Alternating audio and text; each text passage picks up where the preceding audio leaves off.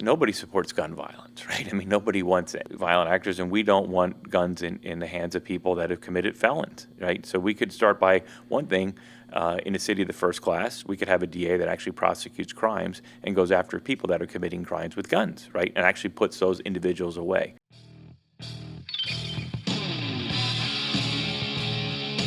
You're listening to Talking with Doyle with State Representative Doyle Heffley. As always, we're joined by Andrew Forgotch, along with producer Chuck on the ones and twos. Andrew, what are we talking about today?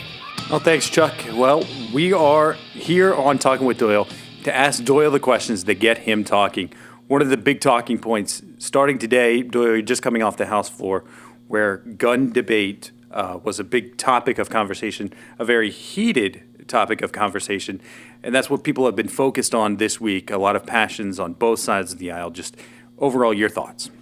Well, I mean, public safety, and I'll say it all the time, all Pennsylvanians want to live in a safe community, right? We all want to be able to, whether we ride the bus, whether we drive to work, come home, live in a safe community, know that your kids are safe in the community when you're out shopping or anything. We've seen some of the tragic incidences that have happened throughout the nation recently. Unfortunately, these bills that the Democrats have put up, I voted against each one of them, are the same tired, tried bills that have been before the House now for the last 10 years. There's no new ideas. They're all bills that are designed to take away your Second Amendment rights, really do nothing to address public safety. Standing with law enforcement, stopping these no bail bond, right? Stopping these district attorneys who aren't prosecuting crimes, doing more for mental health. And I've advocated for that as the chairman of the Human Service Committee, making sure that people that need help and treatment are going to get it for mental health disorders. But at the same time, shutting down state hospitals and putting people out on the streets that have issues. They didn't talk at all about the tragic situation that happened in North Carolina where a young lady was stabbed by somebody who really should have been in jail, who had severe mental health issues. The family was more or less begging law enforcement to put him in prison. But that wouldn't have been addressed by anything in any of these bills. And it's just, more of the same, just attacking the Second Amendment and trying to take away people's rights. And that's not going to make us safer. Right, we need to. There's bad people in our society, and they should be in prison. People that need help with mental health should be in facilities that can give them that help. And this legislation would have done nothing for that. I voted against each one of these proposals, but unfortunately, once again, the Democrat majority in the state House chose to try to score political points with their base instead of actually addressing the issues. Right, we still don't have a budget. The Senate passed a budget bill which would fund and get these dollars out. We could have done that this week. Here we are, the first day of October, and instead of looking at how do we finally get this budget done that they should have had done in June, Governor gets stuff done, hasn't got it done, and instead we're running bills that failed. They didn't even have the votes on their side of the aisle to pass, and all it did was very disruptive on the House floor. And you had an individual who stood up on the House floor and was totally out of order. The Speaker should have gavelled him down earlier than she did, and it wound up being disorder there. And the PA House is an institution. It's the oldest General Assembly in North America. We have a decorum on the House floor, and I've talked about this in the past, how we conduct business, how we treat each other with respect. We can agree to disagree on issues, and some of these issues are very passionate. However, we have to conduct ourselves in a manner that's respectful to the institution and respectful to those folks that elected us to send us here. We talked about this last week on Talking with Doyle about the death of Charlie Kirk, how unfortunate that was. He was someone who promoted an open and honest debate. Mm-hmm. Maybe we've steered away from that already, less than 1 week after. Oh, yeah, I think there's some people that speak on the House floor that don't care anything about open or honest debate. There's people that would shut down debate. As a society, we have to talk about these subjects. And it's not just about sound bites and passion, but you got to be articulate and come up with solutions to problems. Not just running bills that we know are going to fail, that the prime sponsor knows is going to fail, just to try to score political points and point fingers and blame, and then to act like some of the members did on the House floor today, It's just not acceptable. I've come to respect the institution. I've always have, but there are many people that have done their life's work to preserve this institution and what we do. And a debate like this, which is unnecessary when we have so many other bigger topics to talk about. I want to focus you on there a little bit more to ask you the direct question. 3 of those 4 measures failed, those gun bills. What are some strategies you would have had to maybe address some of those issues that House Democrats, brought up? Nobody supports gun violence, right? I mean, nobody wants violent actors, and we don't want guns in the hands of people that have committed felons, right? So we could start by one thing.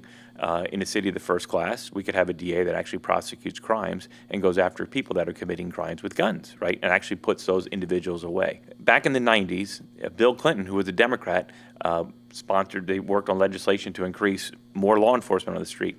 You have some individuals that don't support law enforcement. Some people that are representatives in the state house or elected officials, some even in the DAs in certain counties that don't support their law enforcement. We got to back our law enforcement. We've seen the tragic issue that happened in York County. I spoke about it last week. When you're interacting with law enforcement, just know that, in today's society, just be polite, be respectful. If they ask you for something, just give them your information and just respect them. I think we can do that. Live in a way that's going to be more respectful of our law enforcement and supporting our elected officials that are going to ensure that our laws are enforced. And when a crime's committed, that those individuals are going to be taken away. There's certain people, as we saw in North Carolina with that terrible stabbing, that maybe shouldn't be walking the streets. And societies across the world and across the globe and throughout history have realized that. And we have more forensic opportunities. We have more evidence to find those people that commit these crimes and put them away so they don't commit more crimes.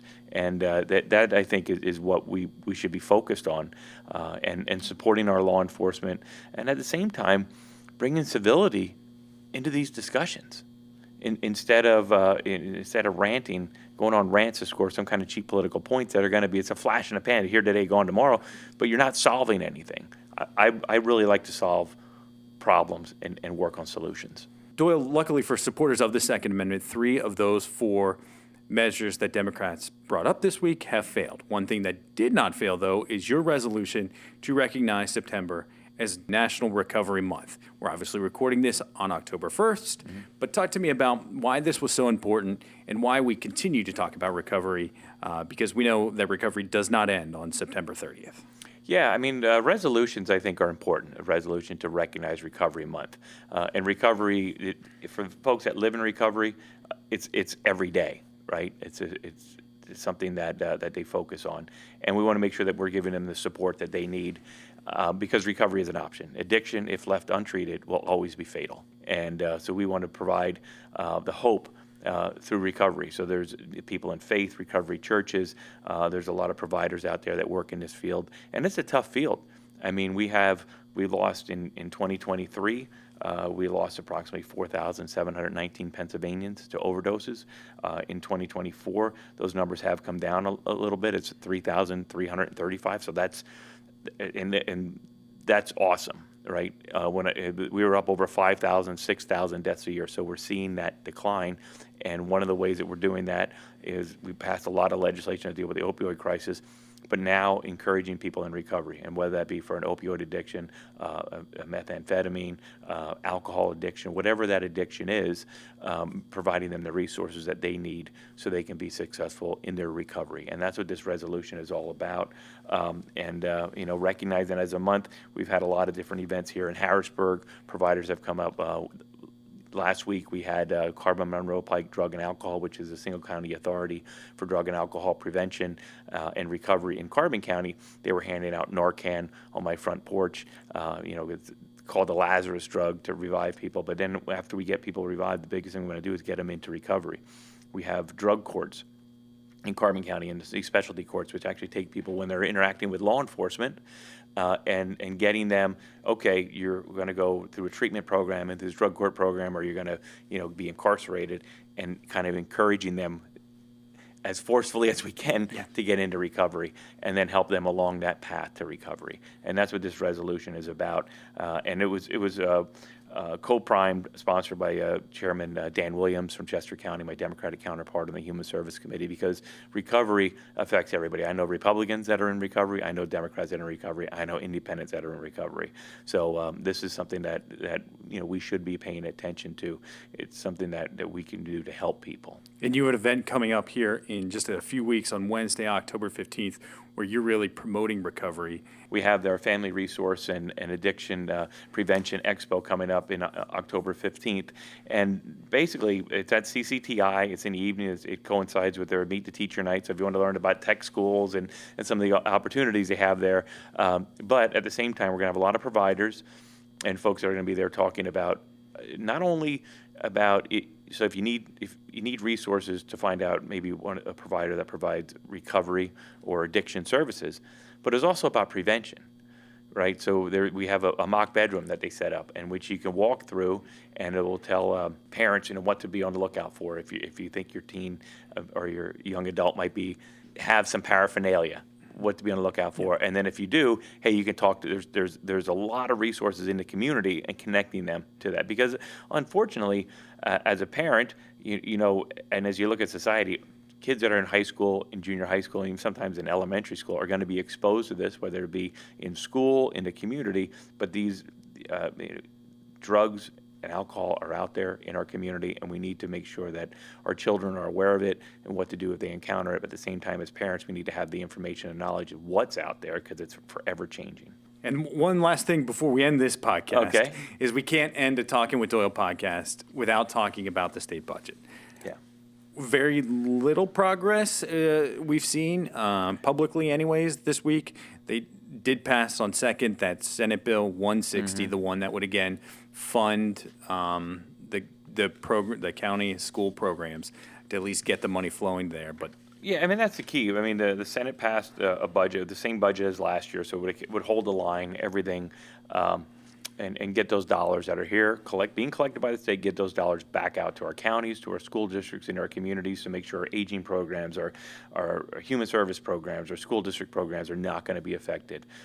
If they have to take out loans, historically in the past when budgets went over, counties and other folks had to take out loans, they were paid back with interest. So that just cost the Pennsylvania taxpayers more, but it wouldn't put that burden on the counties. But we would like to see this get done. Interesting, even last year's budget, but the governor wanted to spend last year, and this is where people have to understand why this budget is taking so long. The governor is still holding on to his $52 billion spend, right? We collect about $46 billion. That's what we take in taxes. So if we're spending 52, we're deficit spending, and that's going to lead to massive tax increases. Even with the governor's budget last year, what we collect now still wouldn't be enough to fund it. You're still looking at about $1.5 billion, $2 billion budget shortfall that would be paid out of the rainy day fund. What we need to do is get these dollars out, but then we also need to come up with measures that are going to grow this economy to fill that gap in. Because there's two ways that you make up for that deficit. You either have economic growth and economic activity, so to increase your taxes coming into the Commonwealth, or you raise taxes. We have seen the appetite for this Democratic majority in the State House to raise taxes. They've proposed that several times in the past.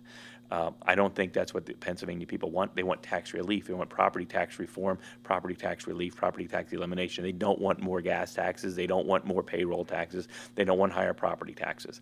So in order to do that, we need to control spending, make sure we're prioritizing where those dollars are being spent, while at the same time, we need to enact measures that are going to grow this economy so that the capitalism can fill that void and people have good paying jobs with benefits. They won't be relying on Medicaid. That's a focus that we have in our caucus. It's unfortunate we're here in October. This should have been done in June. But you're here again in Harrisburg. You were here for 3 days. Yeah. A lot of colleagues are going back to their districts. Yeah. You're ready to vote on it. Yeah, I'm ready to vote on a budget. I'll be here. I can vote tomorrow on a budget that would be balanced, drive out those dollars, and not raise taxes. Unfortunately, I don't foresee that's going to happen tomorrow, but we're ready to go. We're ready to get this done. All right. Well, those are Doyle's thoughts for today, and we'll join again Doyle next week on the next Talking with Doyle podcast. But those are your thoughts from Doyle. We'd love to hear what are yours. You can leave them in the comments below to keep the conversation going.